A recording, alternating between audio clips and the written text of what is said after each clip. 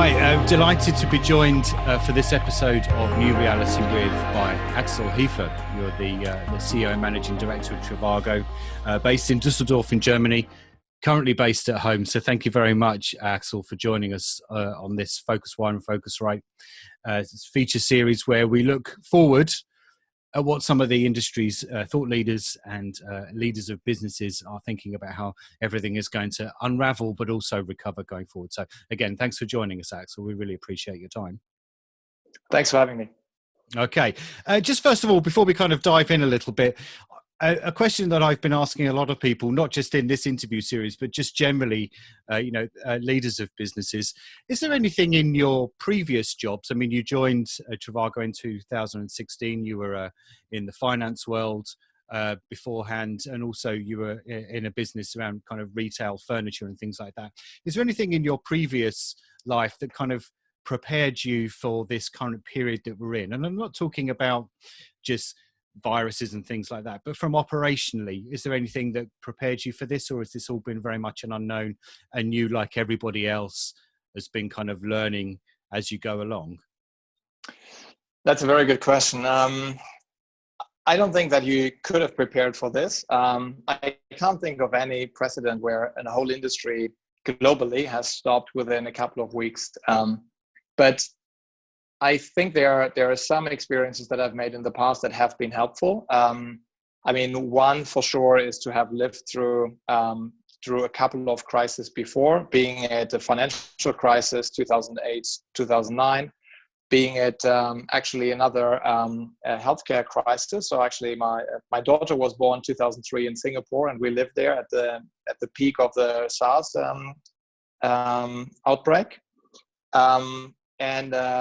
I think those are probably the most helpful. And then, I have a background in private equity, and there were crisis situations many times. I think those different experiences have been helpful. But to be perfectly honest, when this started, it felt like the world falling apart, but really within days.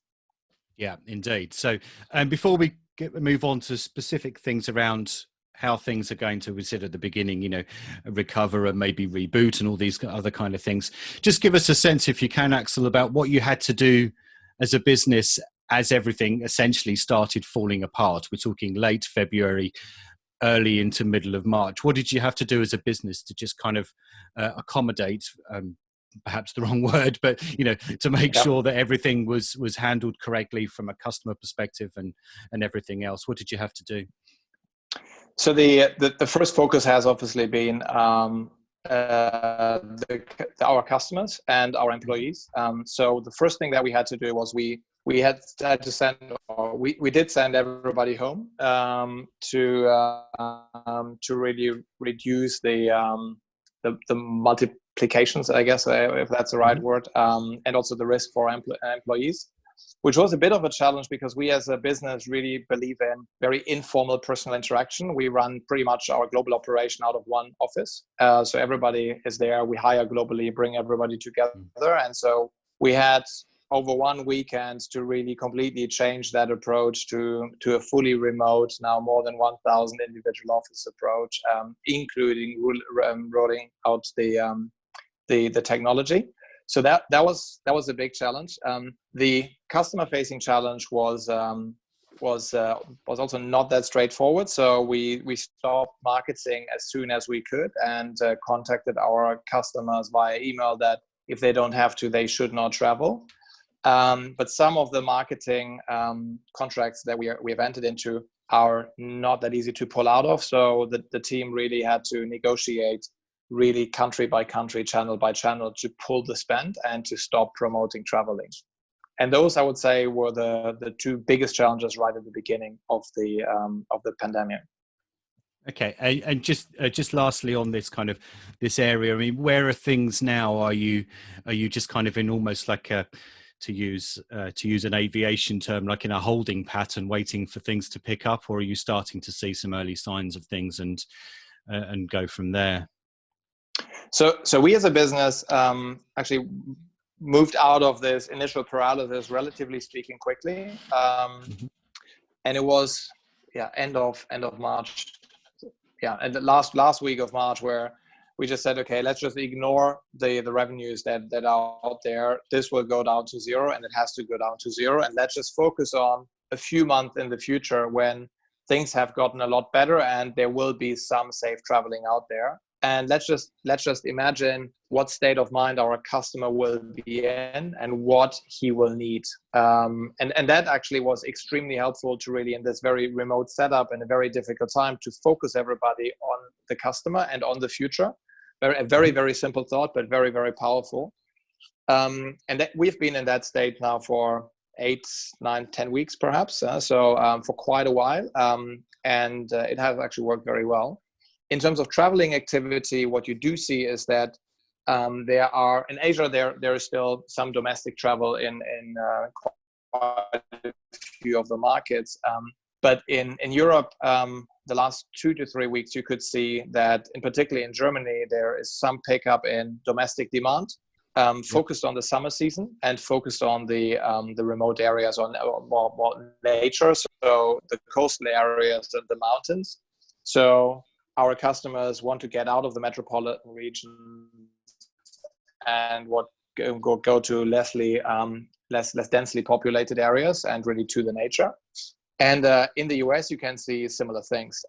In the US, there is also quite a bit of activity from the metropolitan areas to the more remote areas. But it's on a very low level, but you can clearly see that there are people getting comfortable in thinking about traveling again, which 3-4 weeks ago was absolutely not was inconceivable.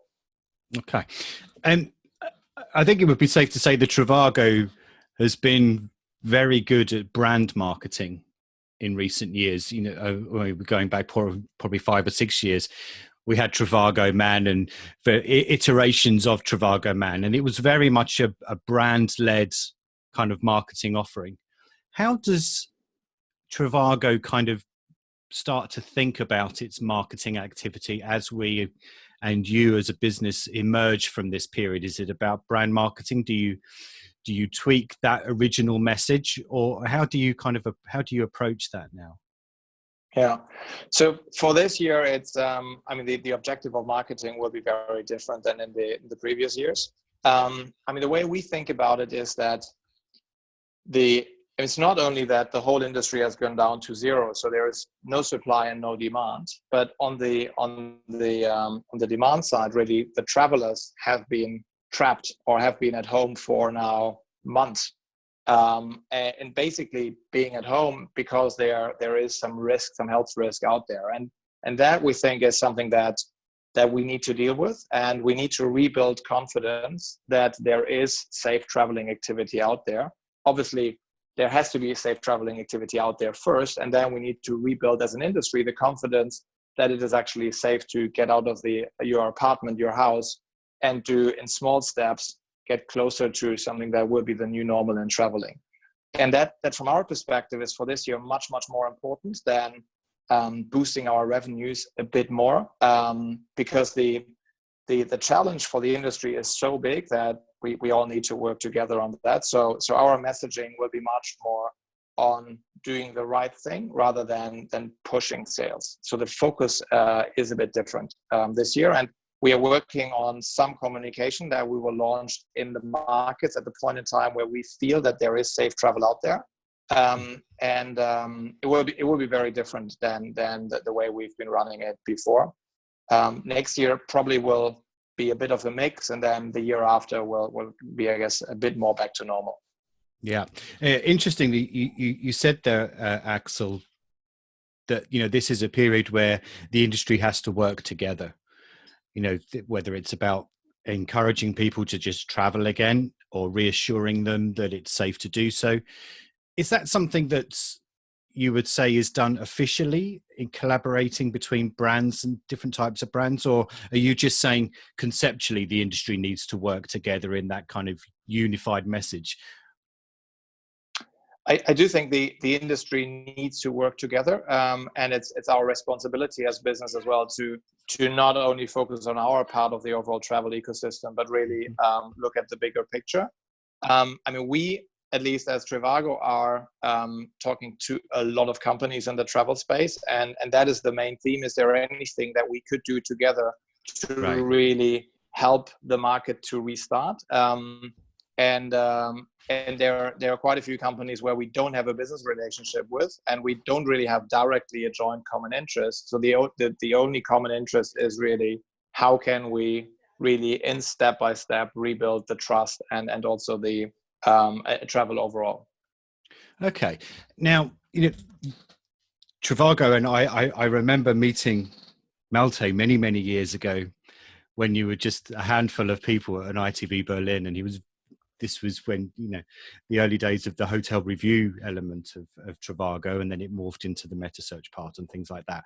So, I mean, tell me, the model has been the same for a very long time, but often what happens in a crisis is that models do evolve and get tweaked and things like that. Do you sense that this is a time where Metasearch as a concept might evolve into something else, or do you think the business model and the way it has worked for well over a decade for Trivago and 2 decades for other brands, is this a chance for something to happen or not? Or does it need to change? So I mean, there are obviously changes in the market, and they started even before COVID. And also we did change in our strategic approach, and we started to work on complementing the core value proposition of Meta, which is predominantly obviously finding deals and comparing prices. And I mean, the way we are thinking about it is that the crisis is more accelerating existing trends. So it's accelerating consolidation that would have happened anyway. It's consolidating the need for Meta businesses to have more than one core value proposition.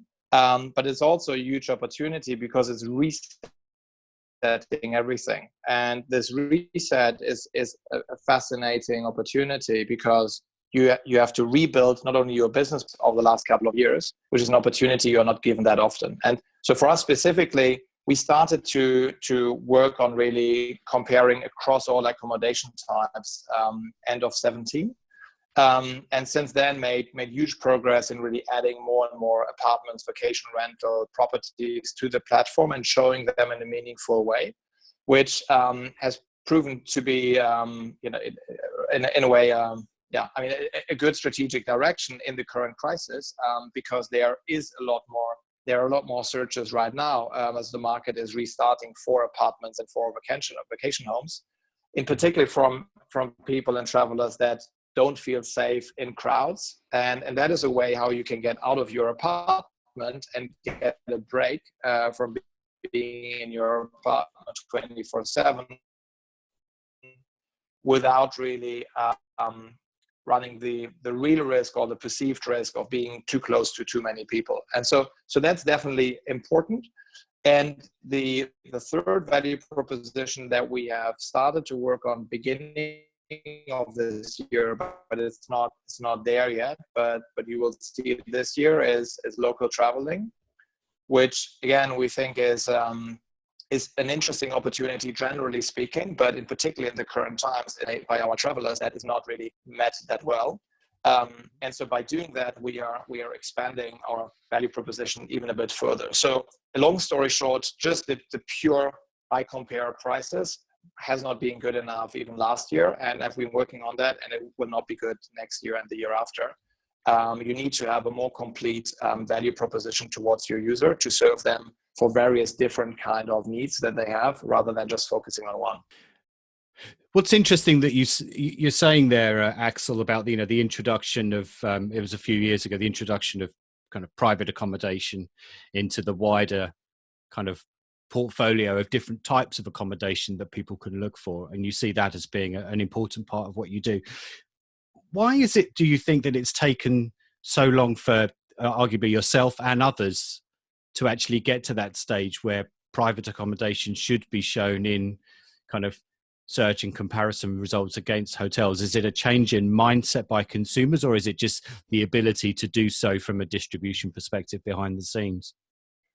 It's not that straightforward, to be honest. So the way to think about apartments and vacation homes is like very, very, very small hotels. And from a data perspective, it is obviously much easier to know exactly, is the Hilton in downtown a good hotel? It has 500 rooms. There are plenty of bookings coming in every day, so you know exactly how well it performs, what the right price levels are. The content is very good, the pictures are very good, because there is a lot of revenue by property. If you now go from that property to a small bed and breakfast, I know, on a Greek island, the revenue per property is significantly lower. There are a lot less bookings.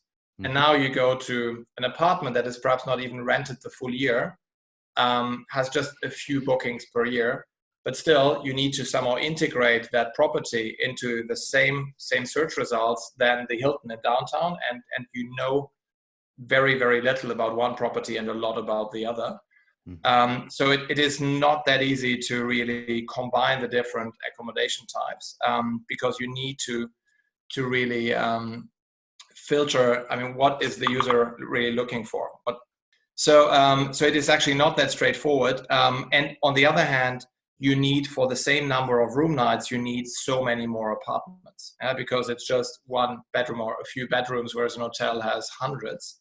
So it's also a lot more work in integrating the properties, making sure the content is right, the descriptions are right, the pictures are right. So it is just a lot of work. On the other hand, we see right now it is very valuable because travelers are actually considering it a lot more right now. And it's a different experience, and in particular in difficult times, you need to have everything. And that is core, and we believe we have an edge there. And do you see, looking ahead, that private accommodation parts of, or the private accommodation that you feature on Trivago will become as big a part of the overall kind of revenue pie for Trivago as they will do for hotels, or is it a much smaller segment? It's a significant segment for us, but it is overall a smaller part of the overall market. And the part that we are addressing is the more professionally managed part of the overall apartment. Okay.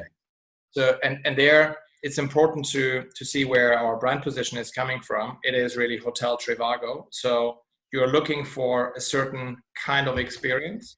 Mm-hmm. It doesn't have to be an hotel, and a lot of users actually want to have then more a kitchen and their own space. But in terms of quality standards, to have a full unit for yourself, etc., there is a certain expectation.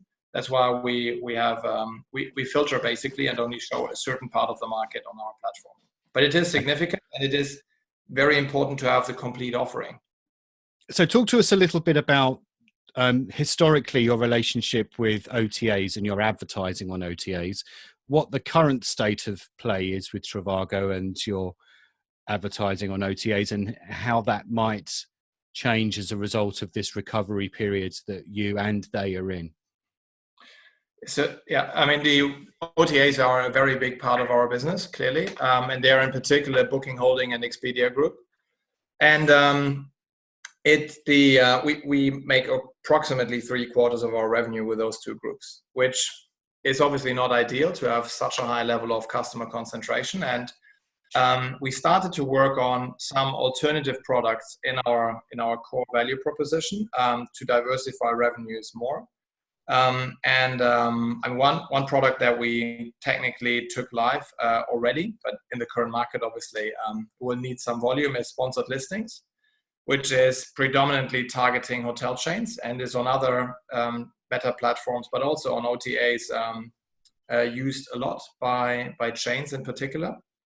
And we think that is a very interesting product now going forward, because it allows you to get a lot of visibility for individual properties, which will be important in a period where you need to make sure that you have a few properties open, but those with an as high occupancy as possible.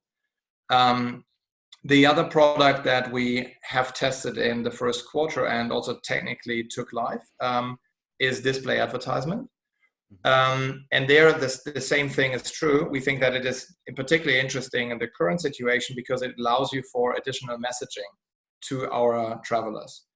And there, in particular, the messaging around the safety of the stay is very, very important. And every partner of ours, not every, but most of the partners have a slightly different approach. Some leave the rooms idle for 1 or 2 nights. Some have very, very high cleaning standards with external certifications. Some have whatever, you name it. Yeah. So there are very different approaches, and to communicate that approach to the traveler at the point where he is actually thinking about traveling again and feeling comfortable of traveling again will be very important. And there we get so very, very good feedback. And there are other ideas that we are having that require a bit more time, and some will work when we test them, some will not work. But generally speaking, we are trying to add more products to our traditional click-based revenue model to diversify our revenue streams. So that it is a deliberate intention to move away from, as you said, being reliant on, essentially 2 brands to that runs the business model of Trivago, essentially. But it is that intention, yeah. I mean, we will be reliant on those 2 brands, even if all of these things work well, but less reliant than today. The reality is that those 2 groups control a very, very big part of the online accommodation space. So if you want to be active in that space, you will have to have a lot of business interaction with them.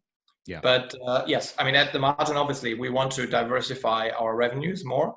And at the same time, also develop products that are tailored to non-OTAs needs, like the sponsored listing is much more focused on hotel chains. Yeah, I mean, it's worth pointing out at this point for those that perhaps don't know, is the Expedia Group, which is one of the companies that we're talking about, is a very large owner, a very large share owner in Trivago as well. So just for people that may not know that. So, I mean, let's move on to then, the specific hotel partnerships that you have, the relationships that you have with chains and many of the independents.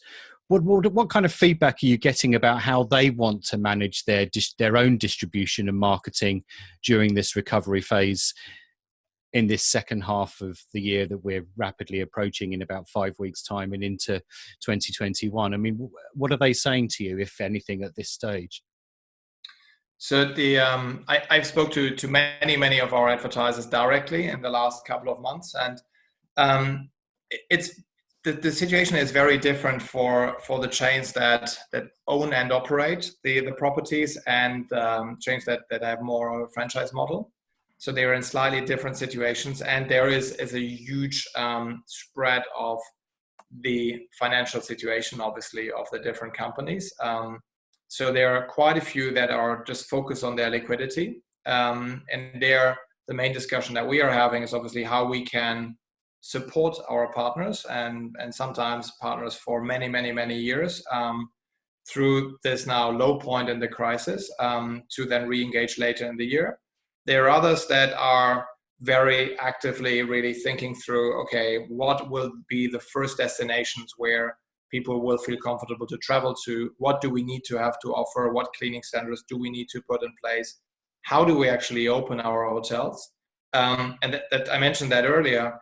If you have a few hotels in a certain destination, which one do you open first? And you don't want to open all of them at the same time. How do you manage then the capacity? How do you manage also your staff? Because you have a lot of temporary staff that typically comes in the season that you don't necessarily want to bring in right now because you don't know. I mean, there could be a second wave, there could be another lockdown.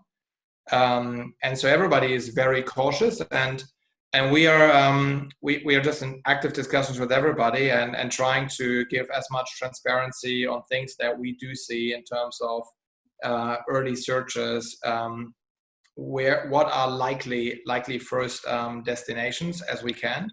But it is very difficult, and coming back to the point of we need to cooperate. We overall need to make sure that the adding of really travel opportunities is done in an as efficient way as possible, because the losses in the industry are enormous already. Yeah. And there will be more losses in the ramp-up phase. A word you said right at the beginning of your answer there, Axel, was support. How can we support our partners? is there an ability or a strategy almost to support them financially, by which I mean just frankly not charging them as much as perhaps you used to do when they were running through the Metasearch model, everything was running fine. It's in your interest for them to drum up business, and in your interest to get people in the front door and send them down to your partners. It's almost like, let's do some hyper discounting for the rest of this year just to get some kind of fluidity going into the market. Is that something that you would have to consider or would like to consider? I mean, generally speaking, I do think this year is all about preparing for next year and really supporting the traveler to feel comfortable again, but also making sure that the different parts of the travel ecosystem are in small steps reanimated. And it's not only the accommodation, it's also the small restaurant that you find in destination, the zoo, the attraction. Because if all these small, medium-sized businesses are not opening up, there is no reason to travel. Yeah, so it's going beyond our direct business partners. Mm-hmm.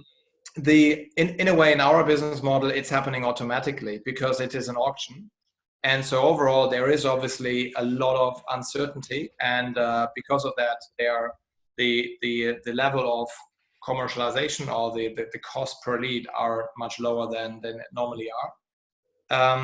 And again, I think that's okay. That's the way it is in the current situation, and that doesn't matter. What matters is really that we step by step make progress and head to the future.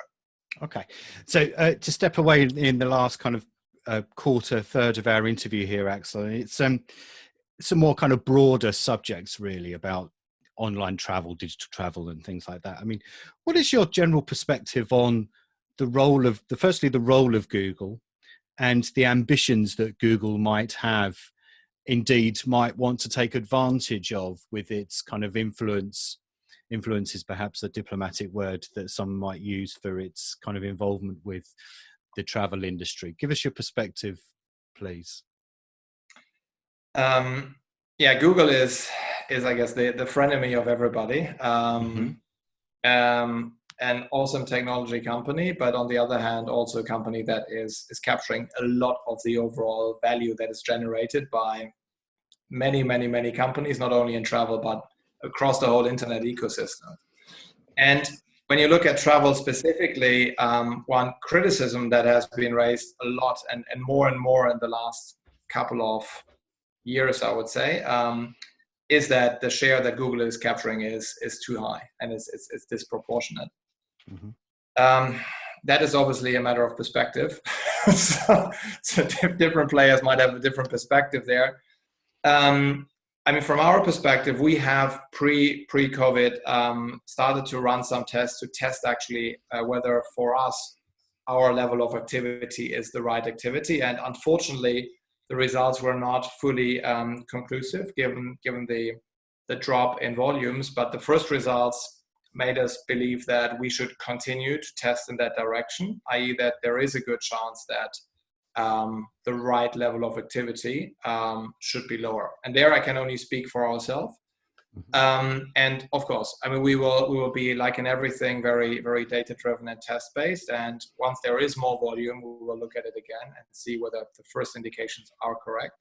But to me, the interesting question will be, this is a full reset, and if the majority of the participants in online travel do believe that the equilibrium that was reached before the crisis was wrong, then the question is whether they are learning from that and from that insight and using that for the restart. And that is something that's very difficult to predict, but to me is there the key question. Just to follow on from that then, Axel, do you sense that it is yourself and Expedia, which last week in its own earnings said that it was hoping to rely less on Google for customer acquisition? Do you sense the power rests in your hands and Google's advertisers' hands, or is because of the situation we're in, or is the power rest with them because they do have so much existing power? I think it's a combination of both, because Google is sitting on top of all of us. I mean, the majority of the world population is starting the day on a Google product, somewhere, either a phone or a search bar or a browser. On the other hand, in travel, you need something to find. And what you are looking for is not owned by Google, but is owned by us, by Booking Holding, by Expedia, by Airbnb. That is what is ultimately what consumers and what travelers are looking for. So it is really, you need basically both. You need to have the user engaging with you, and you need to have the ultimate search result and the property to book. And that's why I think it's a bit more complicated where exactly you set the balance and the equilibrium. Yeah, and that's why it is not that clear how this will pan out. But yeah, if everybody is doing what they are saying, and I would say most of the large players are heavily complaining that the equilibrium that was reached before the crisis was not right, then I would assume that they might look at similar data than us, and that would imply that they would become less active. If and I hope we will, if we were to talk in exactly a year's time, what would you sense the distribution and marketing landscape in that relationship between OTAs, Metasearch, and Google to be? Would it be exactly the same as we're in now, or do you sense, given what you've just said, that it might be different?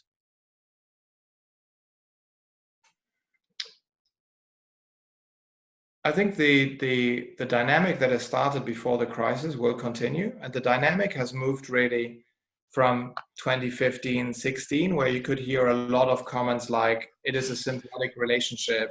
We jointly with Google have built this market. We are jointly building the market, growing the pie. So you could read quite a few of these comments in the earnings transcripts. That has completely vanished. So it's all about, there is another algorithm change. It is moving traffic into paid. We lost money.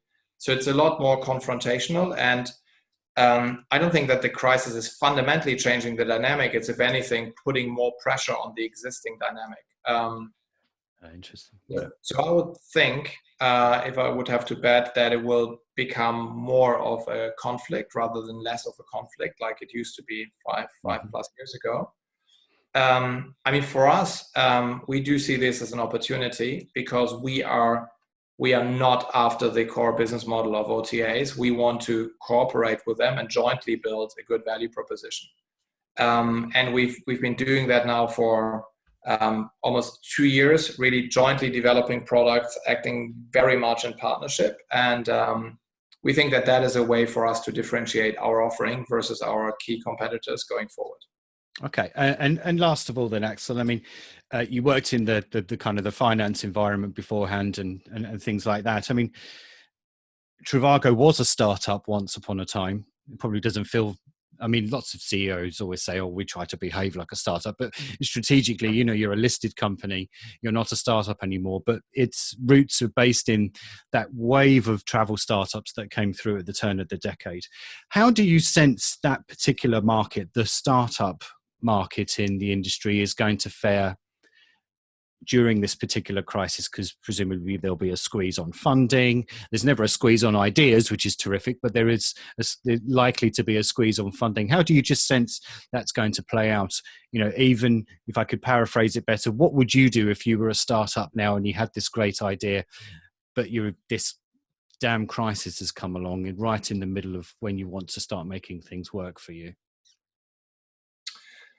If you're, and that's specifically for travel startups or for startups? Yeah, for travel startups. I mean, as a travel startup, you face two issues. One is that you don't have any usage, so you cannot really iterate. And that is obviously what you need in the beginning. You have a vague idea what you want to do, and then you see, does it have traction or not, or which part of the idea has traction, and then you iterate very, very quickly in very small, very, very agile teams. That is currently very, very difficult because there is so little activity. And it is obviously even more difficult to get part of this little activity because you have bigger companies that have been existing for quite some time that do have that traffic. The other challenge is obviously to get funding, because the first proof point of your concept to work might be a year out or 2 years out. So it is a very difficult situation. Having said that, it's interesting that you asked that question, because I use that picture quite a bit in the last couple of weeks, and I said, okay, we are actually like a startup right now, but with with a big team and with quite a bit of money, because there is no business, and the market in a year from now will be very different than the market last year. So we also have uncertainty in what exactly the product has to be that will fit 100% with the traveler's need. And we basically need to work with strong hypotheses and work against our prediction of the future, which is exactly where we started. And there will be opportunities also for startups. Yeah, as I mentioned earlier, I do think local travel will be much, much bigger for quite some time, perhaps for the next 10, 20 years. I do think that there is an opportunity to overall move more towards sustainable travel. And there, I think it's a big challenge for all of us to really define what does sustainable travel mean. Just on that then, Axel, what do you define it as? To be perfectly honest, I'm not 100% sure yet. Okay. I mean, for accommodation, I mean, to me, an accommodation is not sustainable just because they have different shampoo containers. Yeah. So I think it is more. And accommodation is obviously not the biggest driver of it. And then the majority of our business is domestic. So I think our business is on the more sustainable side of things, but it's one of the discussions that we also having with industry partners currently. How does actually a sustainable international trip look like? What am I looking for there? Because clearly the transportation is not sustainable. On the other hand, it can make overall a positive impact on the globe to travel to areas where funding is needed when you do it in a way where you support the local community, etc. But what exactly is right there? It's a great time to really think about that, because we are starting from zero. So it is, everything is rebuilt, and if we don't think about it right now, I mean, then we miss a huge opportunity. But for startups, that is actually very interesting to also offer opportunities and perhaps partner even with larger companies to offer solutions for these big questions that we are all thinking about. Okay. Axel Hefer, that was very interesting. We really appreciate your time. We hope you get to go back to your office more regularly in the weeks and months to come. Who knows? And thanks ever so much for talking to us on New Reality. We really appreciate your time. Thank you. Thank you very much.